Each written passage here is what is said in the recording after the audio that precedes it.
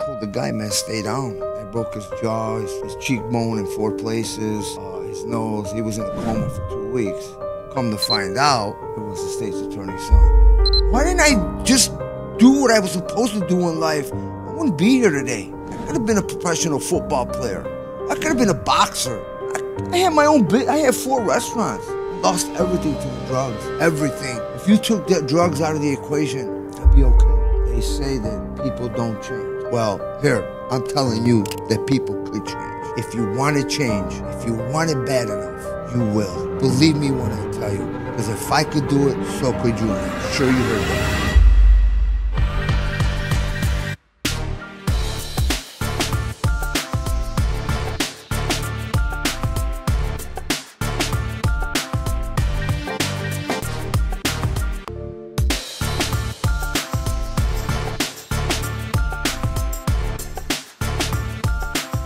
Welcome to another episode, you guys. We're so happy to be here with you today. Thanks for watching. Thanks for listening.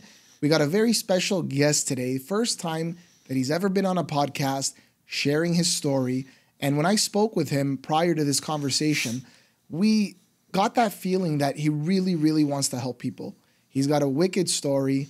He was on track to be a professional football player. He had a scholarship and everything. And one moment in his life changed his life when he beat up the state attorney's kid and went to county jail for 9 months. Came out, did a few odd jobs, got involved with the Chicago outfit, which is what we're talking about today. And he battled addiction. He got popped off in the early 2000s. And when he came out, he was a changed man, reformed man. And he is on the road to redemption. And that is an ongoing journey. And I want to welcome to the show Mario Agate. Mario, thanks for coming on. Well, thank you for having me. Yeah, this is your first time doing a podcast. Yeah, it's awesome, man. I'm pretty excited and nervous. Yeah. So, yeah, I'm really excited to get this story out there. My life has been a roller coaster, but I finally got a handle on it. Yeah. So, yeah, I'm ready. I'm ready to rock and roll. Let's get into it. Let's get right into it. And normally we ask our guests to start at the beginning. And basically, we want to know, what was it like growing up in your household? What was it like being a kid in school? You had a football scholarship. Usually we watch these movies. You're watching a movie and the quarterback is picking up the cheerleaders. And, they're the popular kids in school typically. So what was it like for you, like growing up in high school and in your home? What were your parents like? What was that upbringing like? I had great parents. I'm not going to blame that on my mom and dad, I was the popular kid in high school. I played football, never went to class. They passed me because I played football. They make sure that I keep playing. Unfortunately, the school that I went to, we would lose more than we would win. Okay, they had a losing streak. But when I did something, I did it 100%.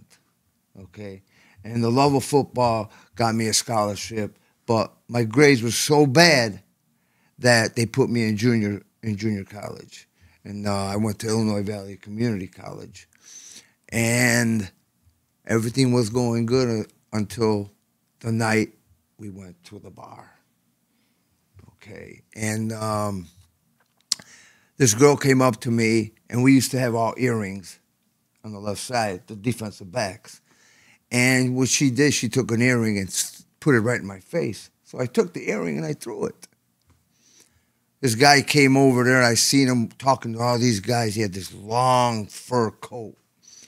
And I told my buddy, Tim, Tim, we better get out of here because something's going to pop off in here. So the minute we walk out, these guys just came at us. There was about 15 of them. They jumped us. They sprayed mace in my friend's face. I started fighting these guys. Boom, knock them down, break a nose, break this. My hair was pulled out over here on the side. I had no more hair on the sides. They broke my ribs on the left side. My eye was pretty bad. It was like, they had to do a little work on it. But I told the guy, man, stay down. I broke his jaw, his cheekbone in 4 places, his nose. He was in a coma for 2 weeks. Come to find out, it was the state's attorney's son. Then you know what happened from there. I mean, I had no chance.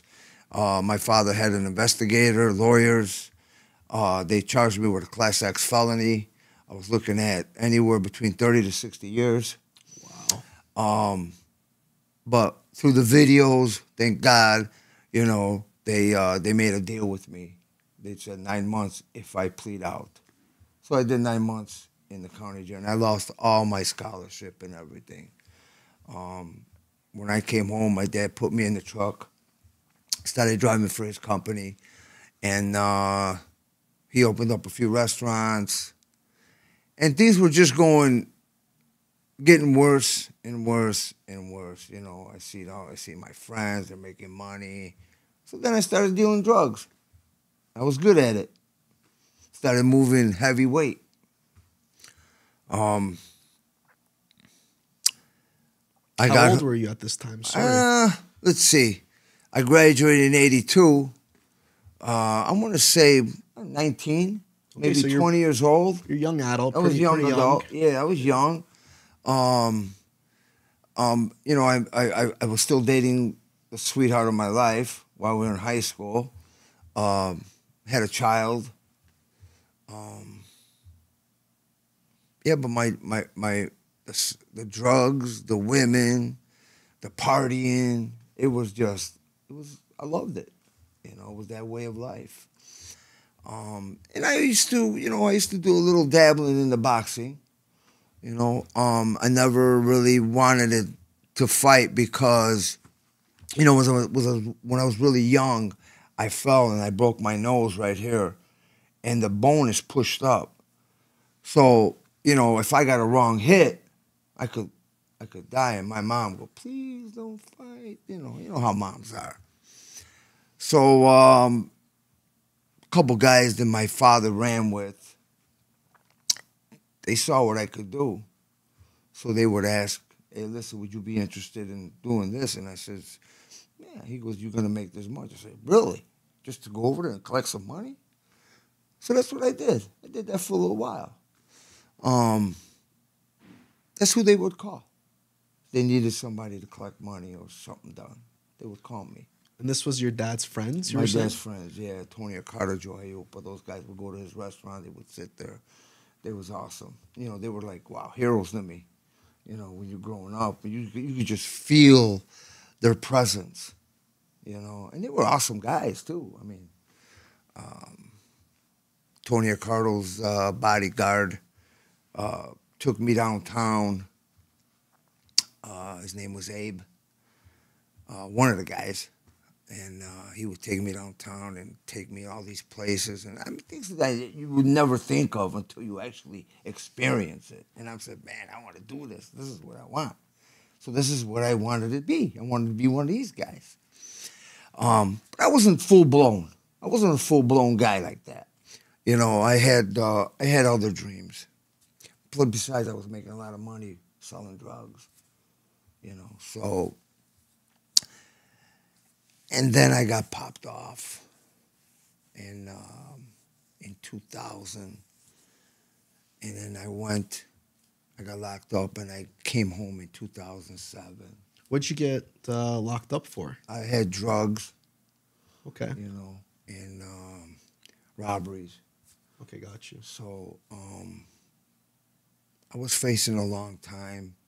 So I took a plea, you know, and... But that didn't stop me. You know, when I came home, I picked off right where I left off, you know. And things started getting worse. A good friend of mine, well, my best friend, he came out practically the same time as I did. And it's so funny because I haven't seen him in such a long time. This guy was driving a red van, and I was coming... He was coming off of a street, and I'm coming down one street, and he cut me off, and now I'm chasing him, and it ended up being my best friend. We both got out ready to fight, and it was him, Benny Decker. So when we saw each other, I knew right there and then, it's back on. So we got together and we picked up where we left off. And as time went on, I just started getting more and more into the drugs. And my biggest mistake was picking up that pipe. That totally ruined my life.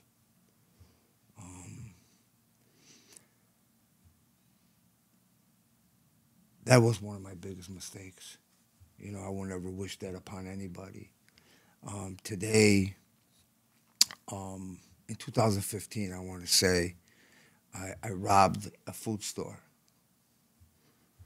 And I was in the bathroom, and my daughter, at the time she was 7 years old, she opened the door on me, and I kicked her. And in my house, what the drugs do to you is amazing. They make you see things and do things that you don't even realize you're doing them. You know, I took all the mirrors out of my house. The only mirror I had left was the one in the bathroom, so my girl could get ready to go to work. And when she would get her paycheck, I would take it. There'd be no food in the house, pay no bills. You know, when I would start doing drugs, I would throw them out of the house. They'd be sitting out there in the cold. Sold everything, stole everything. But that wasn't me. That's not who I was. But this force that was over me, you know, I was doing the devil's work. And in fact, I got a wolf on the back of my back because that's who I thought I was. You know, in 2015, but before that, I want to say that my father, God rest his soul, even though the things I did for him, you know, and the guys he hung with, he never saw anything wrong that I was doing, you know. Maybe if he would have slapped me around a little bit, you know, or, you know, grabbed me and said, "What's wrong with you? What are you doing?" Maybe things would have been changed. But Did your dad ever enable you? I know from what you always, said, he did. always, yeah. That's you know, you know, I'm a father today, and I understand now what I put him through.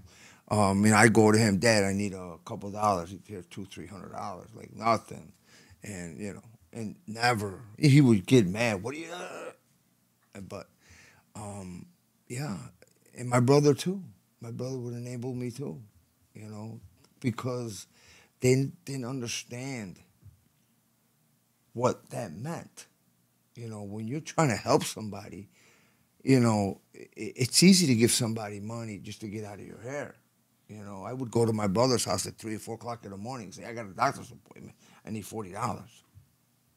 So he would give it to me just to get rid of me. But they were always there for me.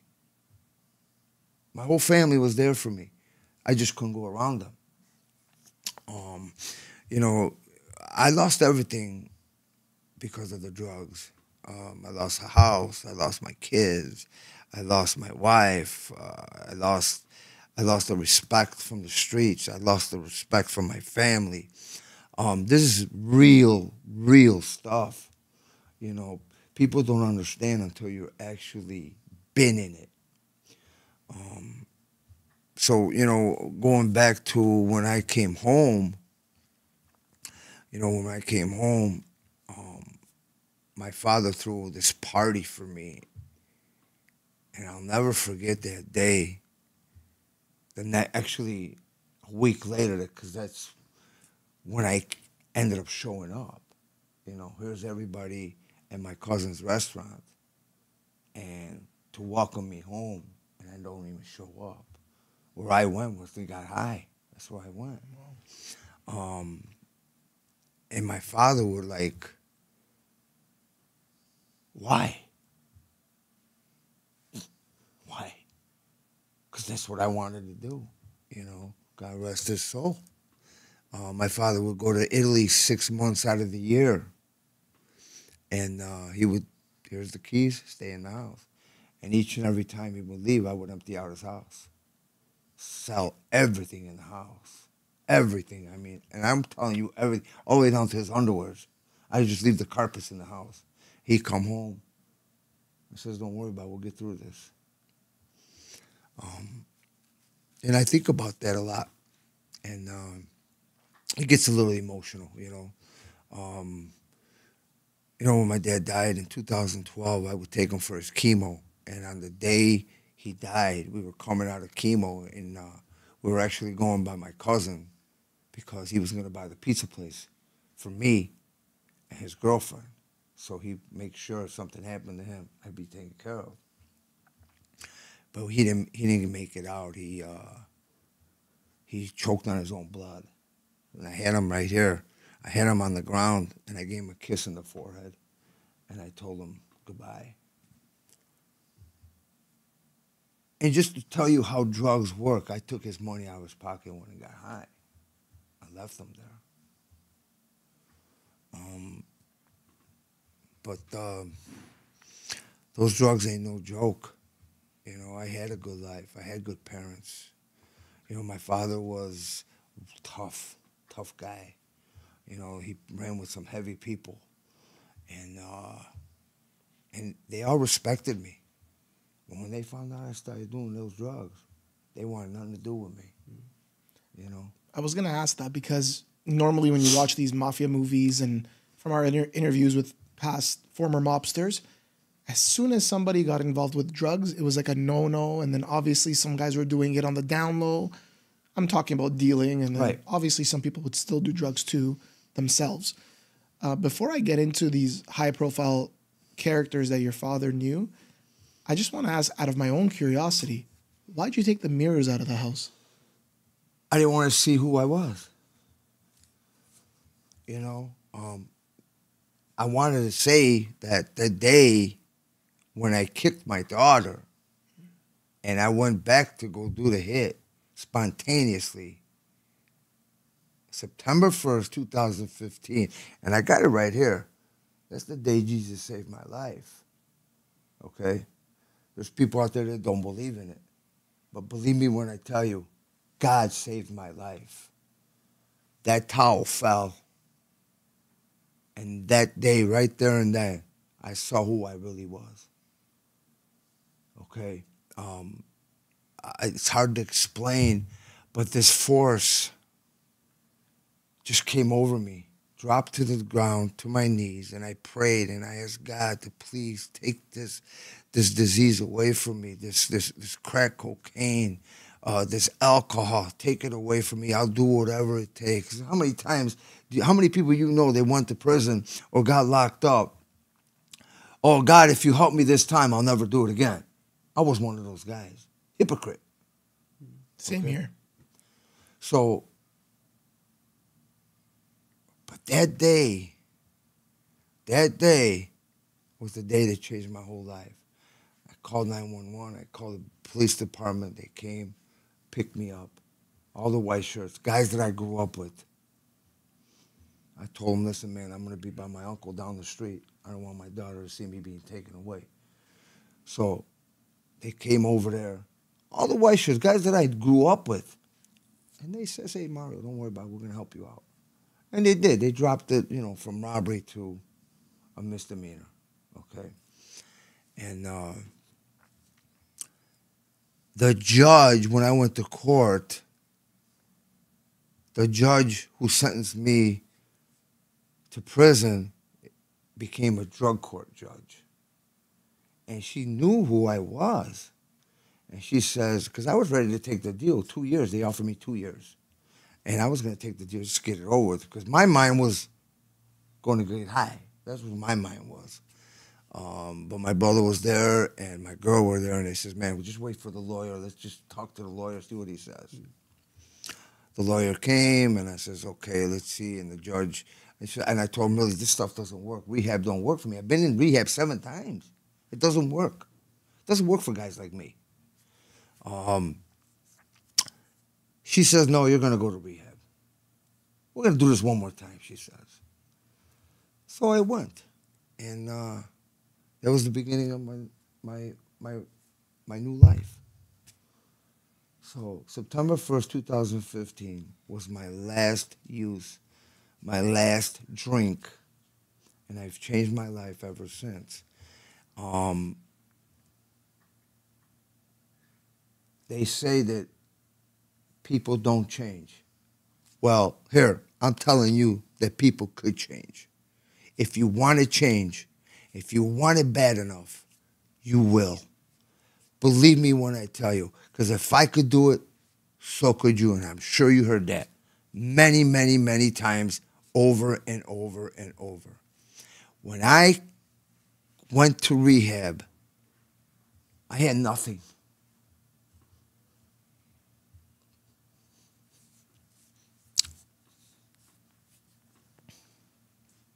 I had nothing. Lost my kids. Lost my family.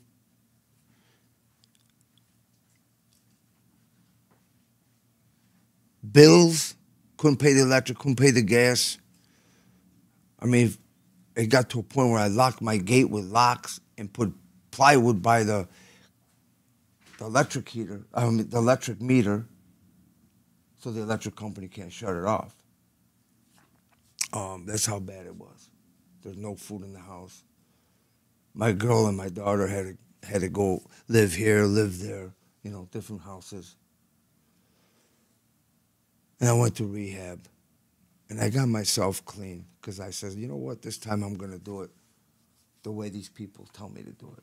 Let me see if I could actually do it. And to the grace of God, again, there's God's name. I did it. I changed my life. I had no driver's license, no job, no vehicle, nothing. When I came home after the 90 days of rehab, my brother gave me his bicycle. And I went to Jules, and on the way back, I saw a sign, help wanted, busboy. And I said, let me try. They ain't gonna hire me anyway with my background. I got 39 arrests, 22 felonies. So what happened was, I went in there, and they said, can you start tomorrow? I was like, uh-oh, what do I do? So I showed up the next day. And you heard the word humiliation, right? Well, see, God put you in situations to humiliate you, to see what you've done in your life, but not situations where you can't get out of. So I'm working in there, and who walks in? Bunch of my friends. I'm like, ain't this something? Let me get out of here. I want to leave the back door.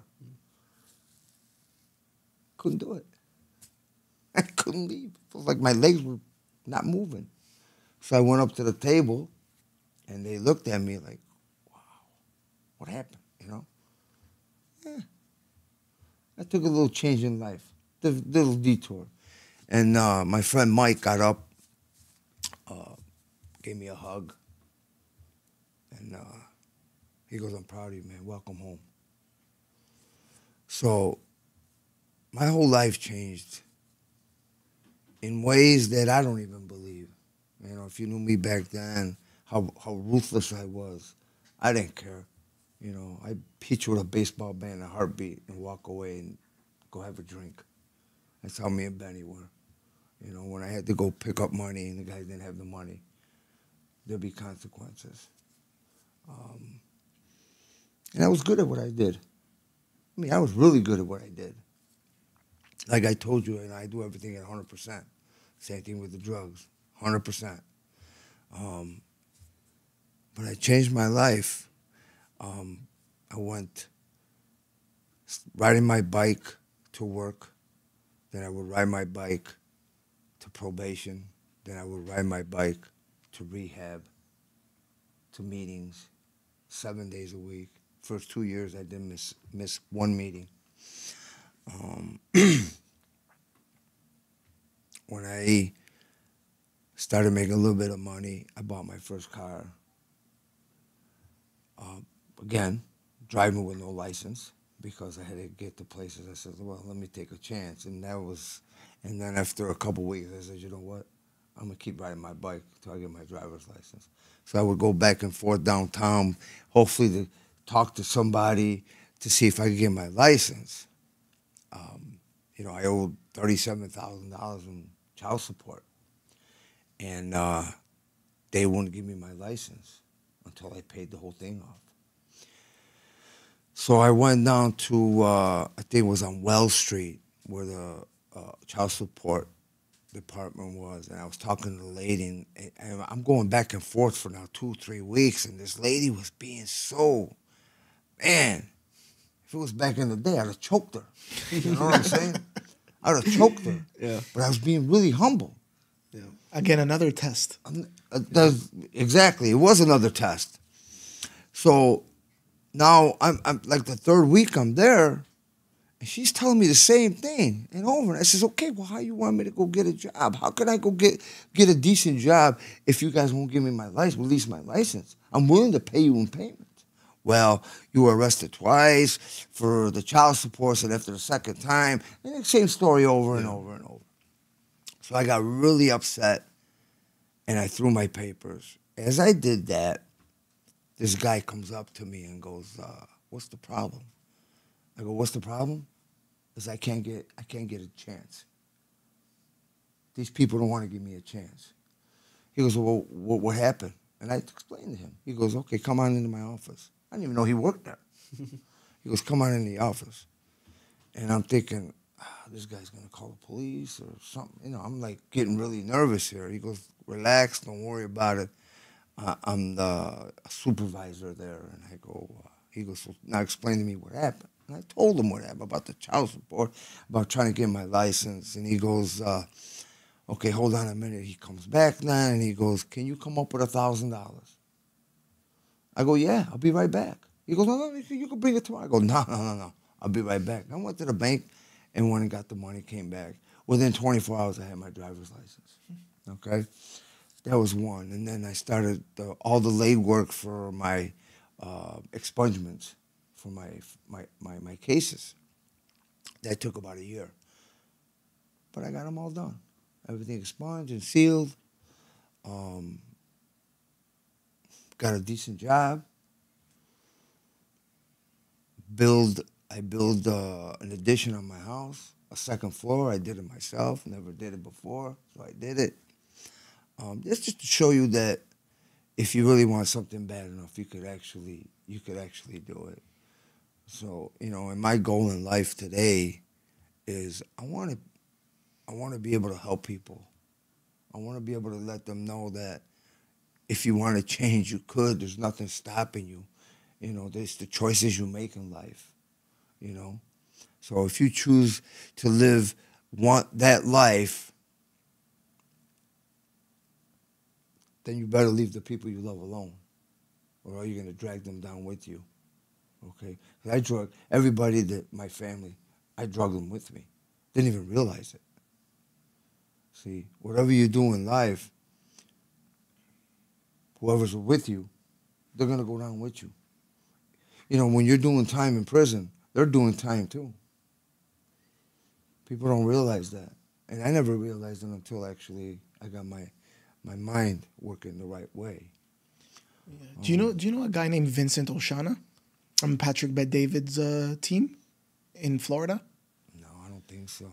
Comedian, legitimate guy, and we just had him on the podcast. And same thing, he just passed the 1 year mark, but on the interview he said something. He goes, I'm finally starting to feel human feelings again. Being off of the liquor. He was more alcohol, right? And being off of that. So people don't realize how it alters your mind. That's why there's a phrase for them, mind altering drugs, right? Absolutely. So I wanna speak about, we've interviewed a lot of New York guys, right? And okay. New York and Chicago and all that. Getting into we want to understand the Chicago outfit a little bit better. So Tony Accardo was like the guy. The guy. The guy. And I was looking him up and doing some research. He died of heart failure when he was 86 years old. Like he kind of like lived the ideal life that any one of the bosses would want to live or mob guys would want to live. But what was so special about him to you guys in that life? Like, why was he the guy? How did he become the guy? He's one of the most notorious mob bosses, not just in Chicago, but in general, right? He's when I met him, it's not like I hung with him. My father knew him better than, he would come to the restaurant all the time. They would sit, they would eat, they would laugh, they would drink. He was just a normal guy. Good guy, good-hearted. But you know how they are, You do something wrong, you're going to pay the price. And that's the way they all are. Joy Upo was the same way. My father's the same way. My father give you his shirt off his back. But if you go against him, you're going to feel the pain. That's it. They're just normal people. That's the life they chose, and you're a boss. You got to maintain a certain, you got to have respect. You got to maintain a certain posture. You can't let people see that you're weak. That's how they are. I grew up around all these people. It's I know how they are. I know how they operate. But once you cross them, you're going to pay the price. That's like with anybody. I would give you anything. I would help you out as much as I could. But once you turn your back on me or you do something to me, I'm coming at you. I'm coming at you 100%. There ain't no getting away with it. A lot of these guys, they had to live kind of two different lives at the same time, right? They had their life with business. Absolutely. And then they'd have their life with their families. Right. Was your dad similar to that? Similar. My dad was never home. My dad was always either, if he's not at the restaurant, he's with those guys. Mm. So, and he would come, when he come home, he's dead. That's it. Work in the garage, work on cars. Me and him and my brother, we built a 1982 Gazelle. It's a little kit car, Mercedes-Benz kit car. And I have it now. Since I got myself back together in rehab, I had the car rebuilt, the engine, everything. So now I just took it out today, this morning. But that's one of the only things I have left of my father. You have it here? Oh, no, I didn't bring it here. Oh. I was going to bring it here, but I'm saying, I don't even know where we're going. I know. Yeah. So I need to be around it, I can't just leave it out there. But, to answer your question, I've seen a lot, okay? And you're right. They do live two different lives. One life you have to be who you are because the choices you made. And the other, of course, you have a family and you don't want them to actually know exactly what you're doing. Like, I'm going to give you for instance, my daughter doesn't know exactly what I do, okay, back then. My girl didn't know what I actually do. She kind of had an idea, A lot of people didn't know what I did. They thought, oh, he just did this or did that. A lot of people don't know that I collected money for my father and some of his guys, okay? And that's the way I wanted it. I didn't want people to know what I was doing. Was it because you wanted to protect your family by not letting them know as much? Or was it because maybe you knew morally the things that you were doing, maybe, they wouldn't be too happy with? I had a bad experience. My father would always used to tell me, the only person that could get you in trouble is yourself, okay? So whenever you do something, you do it yourself. Don't do it with anybody else. And that's the truth, because a lot of times that I've been arrested a lot of times. I'm going to tell you, I must have did about, if I put all the times I got arrested and all the time I did in the county jail, 9 months here, 18 months here, 7 months here, 5 months here, it probably comes out to about close to 12 years. I did 3 years, 8 months in the hole. Wow. Okay. So, and each and every time, it was because somebody ratted me out. On that topic of ratting, just because it triggered something, because we always ask these guys in New York, and you know, most of them ratted. Well, when you're looking at, you know, it's not like when my father and all those guys were growing up, you know what I'm saying, you get arrested, you do, 5, 10 years. Now you're talking 60, 70 years, 50 years. And when you're a certain age, when you're 60 years or 50 years and up, and you get hit with a 40-year sentence or a 50-year sentence, it's over. Okay? The reason I bring that up is because some guys would say, Sammy the Bull is very public about this. We've interviewed him a couple times, so we can say this. He said it on our podcast. The mob betrayed me. That's what he says. John Gotti betrayed me. I heard the tapes. Why would I go down for this guy? Right. He was going to throw me under the bus.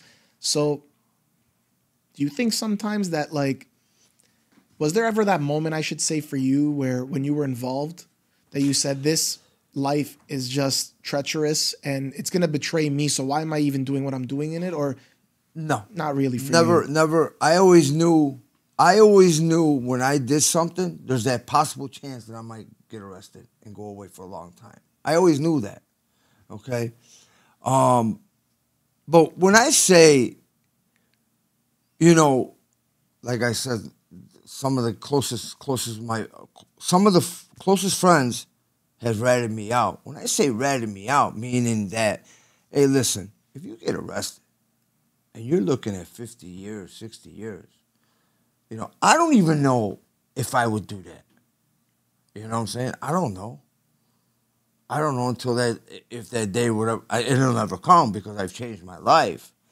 But, there's a difference between that when you're looking at 60 years and then, or, you go and be an informant and start ratting your closest friends out for no reason. There's no reason why somebody should rat on you. You get arrested, that's it. If you did the crime, do the time. Do the time. That's it. I mean, now if you're not involved, if me and you and I do something and you don't know nothing about it, I will take the heat. I will say, he ain't nothing to do with it. Why would I bring you down? And that's the way it should be. That's the way I was raised. If you do something, own it. Have you been following up with any of the beef between the New York guys and the Philly guys? No, right now? I don't. You know what? I try to stay away from all this. I really do. Today, my main focus is my family. I focus especially on my daughter because she's 16 years old, and I know when I was 16 and what I was doing, and I like to be on her. I like to make sure that, and I've been blessed with her. She's a really good girl. And today I talked to my kids. I got grandkids. They're all doing good. Knock on wood. But no, I try to stay out of all that. Even I'm in the neighborhood. I don't go nowhere. I don't associate with anybody. In fact, yesterday I went and got a slice of pizza at Salerno's, and I saw a couple of guys, and I like kind of, I don't know what's going on with them. I don't need no headaches. Don't put yourself in the fire. That's right. You put your head in the fire, you're gonna get burned. Yeah. So I came a long way. I've been clean and sober going on 10 years now. That's amazing. Congratulations. So that's awesome. And it's the truth. If you really want to change your life, you could. It's all about the choices you make. Nothing's easy. Believe me. I do a lot of speaking. At rehabs. I speak at the jails. I speak at the courthouses. I mean, the judge that sentenced me called me personally and says, "Can you come and speak in my courtroom?" Wow. I'm like, really? That's amazing. So I go there, and I'm like, wow, I used to sit over there. Now I'm standing here talking to you guys. So that's I don't even know what's the good word for it, but it's so satisfying. It's a complete 180. It's a complete 180, or whatever you want to call it. It's a good feeling. It's a good feeling that you got the respect back. It's a good feeling that your family trusts you again. That trust that you lost, the loyalty, the love. But don't get me twisted. I will always be who I am if I have to be. Okay? If I have to turn that key again, just because, sometimes people push the wrong buttons, and I hope and pray that that button never gets pushed, I could easily come back to who I was. Lead us not into temptation. Exactly. Yeah. So I don't want to be that person no more. That person's behind me now. Just like that wolf in my back is behind me. Yeah. Now God's in front of me. And that's it. I do all that work. I do what I do because I lost all my friends, either to prison or drugs. Okay? I've seen them die right in front of me. All right? We would be partying. If somebody would drop dead, we would take them and throw them in the alley. Wow. Really? That's what you did? Yeah, because we didn't want to get arrested. And we continue to party. Drugs will take you to levels that you'll never, ever, ever believe. Okay? If people don't believe that that's the truth, maybe they need to get out and go walk around and go look and see with your own eyes what those drugs really do. I know people that, you would see them now, and then after they do the drugs, you're like, wow. I was 160 pounds. Yeah. All sunk in. Eyes like you wouldn't even recognize me. And that's what, that's what drugs will do to you. And I don't wish that upon anybody. My goal in life today is I want to help. I want to help these people. I want to help these kids, especially these kids. These kids don't have no idea what's out there. These kids that are getting gangs, I was in gangs too. They have no idea. You're throwing your life away. 16 years old, 17 years old, 18 years old, going in for murder. You're coming out when you're 50 years old. What are you going to do when you get out? It's hard. I get up every morning at 5 o'clock in the morning to go to work to make sure my family has a roof over their head. And I hurt every day. I do concrete now for a living. And it's hard. There's times I'm in tears. I'm in tears. I go home and I cry. Where did I go wrong? Why didn't I just do what I was supposed to do in life? I wouldn't be here today. I could have been a professional football player. I could have been a boxer. I had my own I had 4 restaurants. I lost everything to the drugs. Everything. If you took the drugs out of the equation, I'd be okay. We ask, what's one of the biggest regrets people have? And in this genre of interviews we do with the mob guys, a lot of them say, no regrets, brought me to where I'm at today. Some people say, yeah, we regret this, that. I don't get the vibe that you're going to say, I don't have any regrets. I think from what you're saying, if you could go back in time, what would you have changed? Would it be beating up the state attorney's kid? Or no. I'm going to tell you what. Because today, who I am, and I understand why I'm here. Do I have any regrets? No. Interesting. I don't. Yeah, see? If I could go back, would I do things different? Absolutely. But I truly believe I'm here today with you guys in this room is because God wanted me here to get this word out, to hopefully have somebody see this and say, wow, maybe I should change my life. Even if it's one person. I served my purpose in life. So, we're all, we don't know what's going to happen tomorrow. I don't know what's going to happen tomorrow. I know I'm going to be fighting for my life because my disease is an everyday thing. Anything. I know people who've been clean and sober for 30 years and then gone, just like that. I buried, in the 90 days that I was in rehab, I buried close to, I want to say about 14 people that I went to rehab with. Okay? I went to each and every funeral. 14 in 90 days. My best friend, Benny, he would go to Missouri to take care of his mom, and then he would come back out here to Chicago because he lived here too. He lived at both places. And he would call me on the way there and on the way back. He would always call me. Call. Well, he told me I'm going back to see my mom, and I knew something was wrong with him because he would never text me. He would always come over and talk to me. But for the last few weeks, he would just text me. And I would say, and I'd tell Carolyn, I said, hey, man, there's something wrong. There's something going on with him, And she goes, what do you think it is? I think he's back on using again. And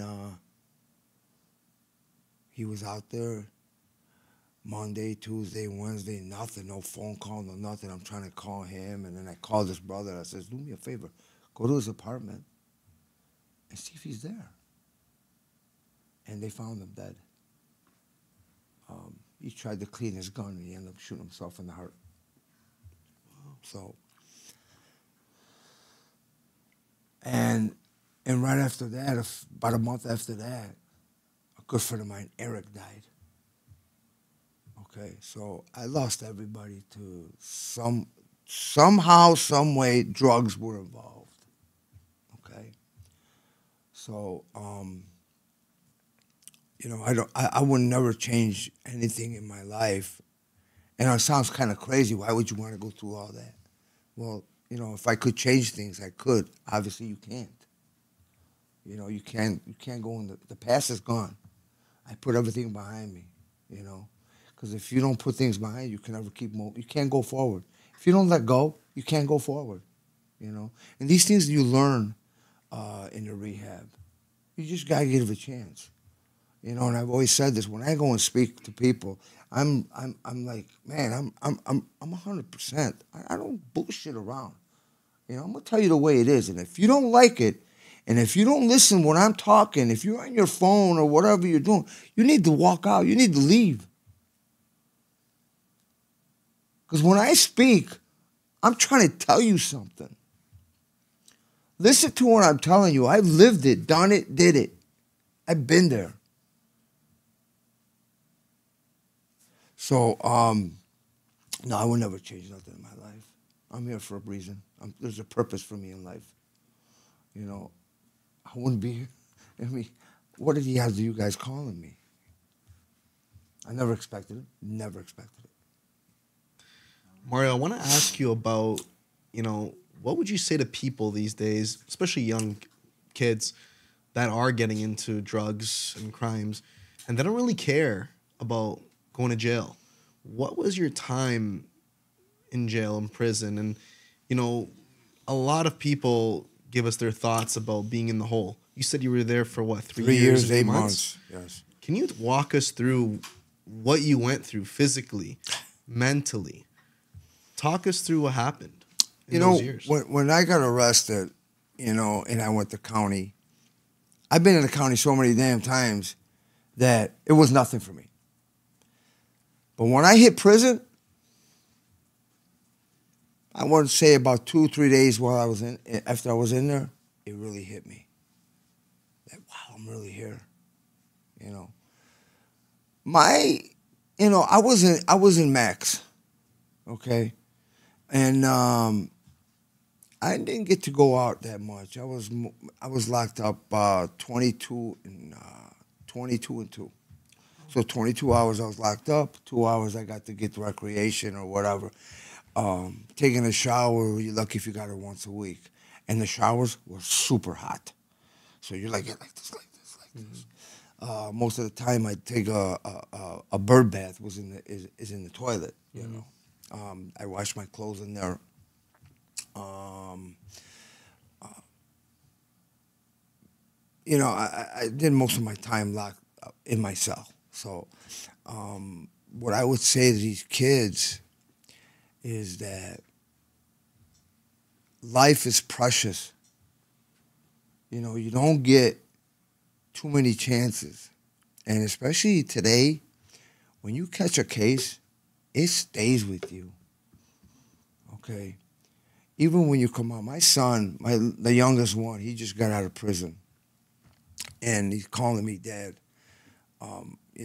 it's hard out here. I can't find a job and this and that. And I told him, I said, listen, it's going to be rough for a while, You just got to have faith, and you just got to keep plugging forward.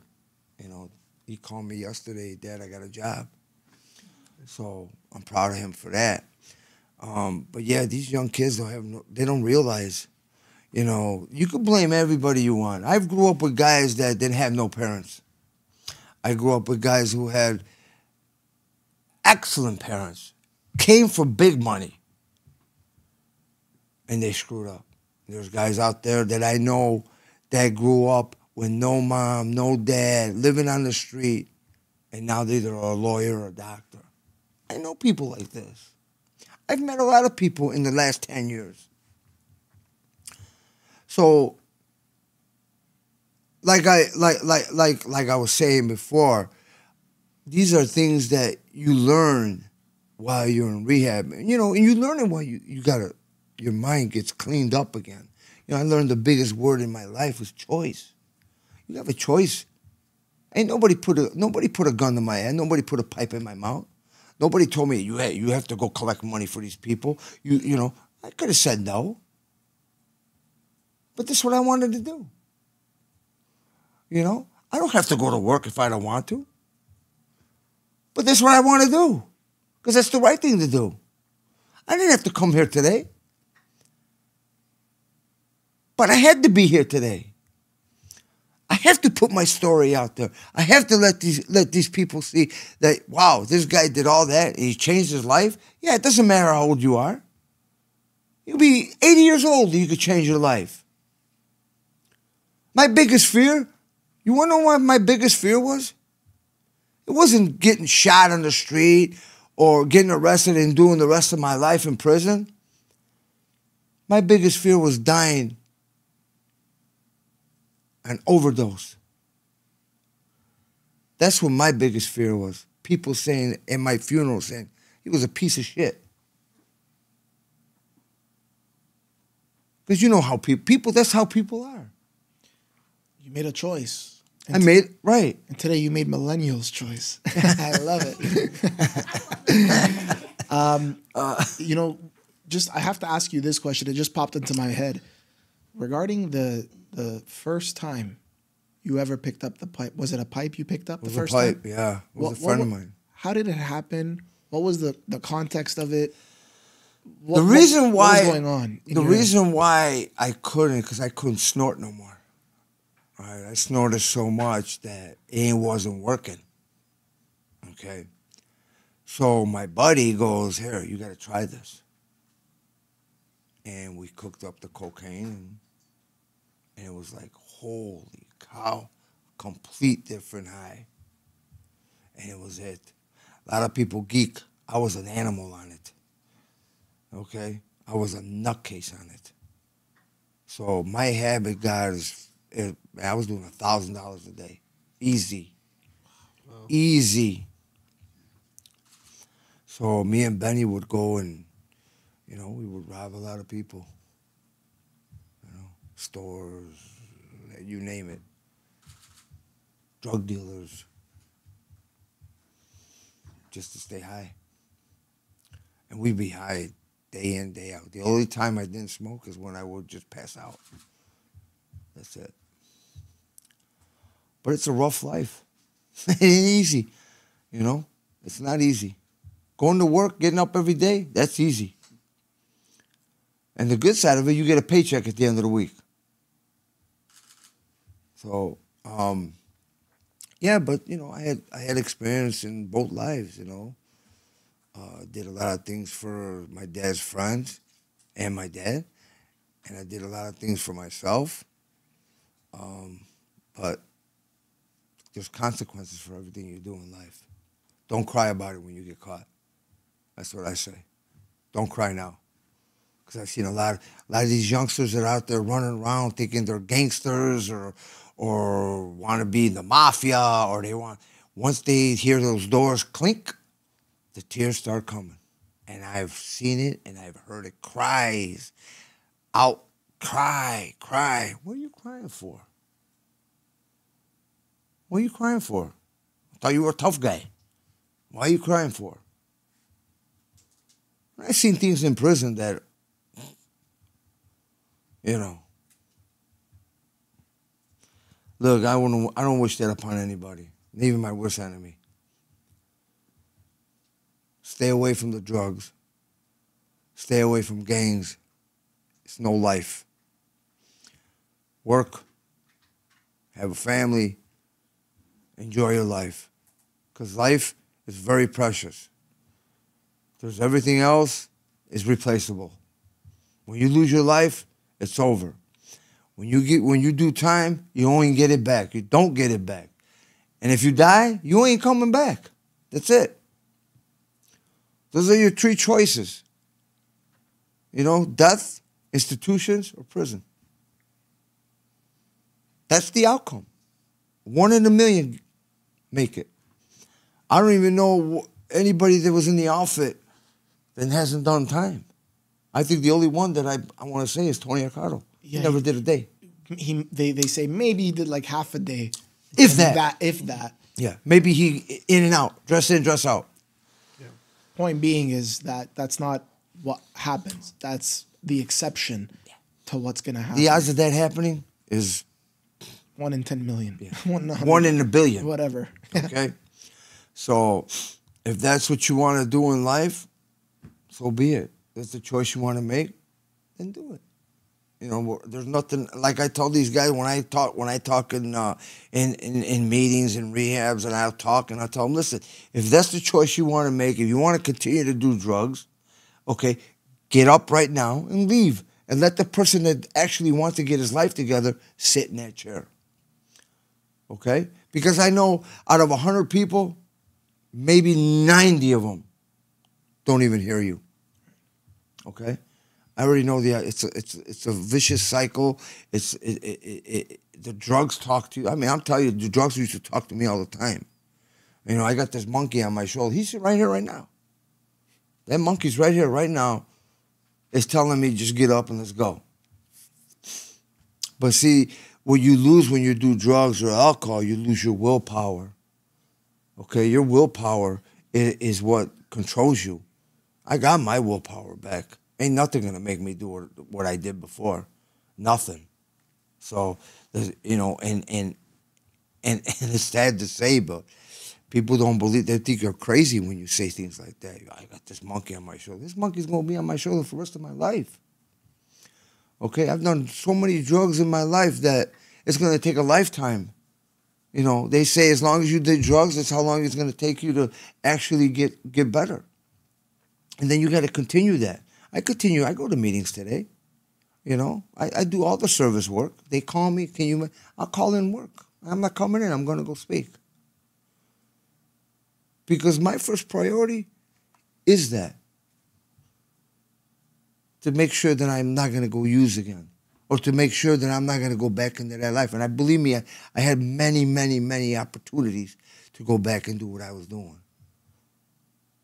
I could pick up a phone right now and make a phone call. So listen, I'm in again. I'm not going to do it. I'm tired of that life where I got to keep looking over my shoulder every time the door knocks or the doorbell rings. Oh, God, who's here? The cops? Or I got to worry about if somebody's going to shoot me. I'm done with that life. I want nothing to do with it anymore. Doesn't make me weak. Doesn't make me a different person. I'm still Mario. You want to meet the real Mario? We could do that. But I'm not going to go and satisfy anybody else. I'm doing me now. I don't have to live that life. I'm happy today. My daughter's happy. My kids are happy. My girl's happy. I got grandkids I have to worry about. My family's happy. My brother's, he's blown out of the water. To this day, I go to his house every morning, 8 o'clock, on every Sunday, 8 o'clock in the morning, and we have our coffee. I don't miss no Sundays. I love it. Yeah. He's the greatest. I couldn't ask for a better brother. And I sit here and see you two guys. You guys are... I can't stand this guy, buddy. I'm forced to be here with him. I'm forced. When you got a bond like that, it's just awesome. When you got a bond like that, the love that you guys share, it's beautiful, So I can't believe we've already been speaking for an hour. Yeah, right? Yeah, flies by. At this moment, we just ask, do you want to leave, one last thought with our audience? You've said a lot of great stuff. Yeah. But thank you for sharing your story. Yes, thank you for sharing that. Amazing. I want to say that life is hard. Nobody ever said it was going to be easy. Make sure when you make a choice, you do the right one. Don't jump into anything before you actually know what you're jumping in. Because it might not be deep water. It might be shallow. I did that. I jumped off of a bridge, and it was shallow. How I didn't die is beyond me. But, and the grass is never greener on the other side. So, think about what you're going to do. And if you're a young person, your whole life is ahead of you. Let me tell you what you have to do is education, education, education. Leave all that bullshit aside, okay? Because once they take your freedom, it is so hard to get out of the system. It took a lifetime. I'm 60 years old, and more than 3/4 of my life, I want to say half of my life was locked up, and it's just so much nice when you're in peace. So give yourselves a chance. Talk to somebody before you do something crazy. Make sure you make the right choice, because every choice you make, there's a repercussion. There's consequences for everything you do in life. Believe me when I tell you, because I experienced a lot of that.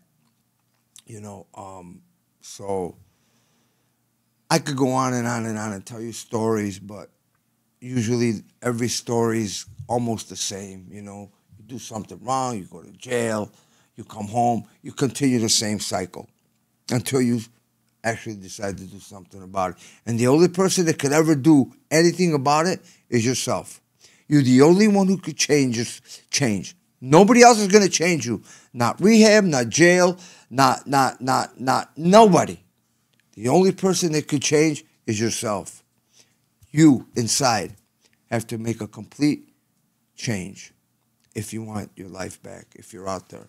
So, Mario, thank you so much for that. Thank you for your genuineness. Thank you for wanting to give back and help people, and for sharing your really deep stories of your life that no one has heard before and seen on a podcast. So it's been our pleasure having you on. This is awesome, man. And it's amazing to be able to call you a friend. So it was so nice to meet you. Thank you. Awesome. God's awesome, man. Appreciate it, brother. We gotta do part 2 soon. Oh yeah, absolutely. This was awesome. But absolutely. Whenever you guys are ready, I'm ready. And is there a place where the audience can connect with you, or if they reach out to us, can we connect you guys? Absolutely. Yeah. Absolutely. Okay, cool. Yeah. If there's anybody ever wants to talk, or I'm open. Perfect. You know, my phone's on 24/7. Good. You know, I sponsor a few people, and they're doing great. One of them is in Iraq right now. That's amazing. Special Forces. So Amazing. his name is Corona.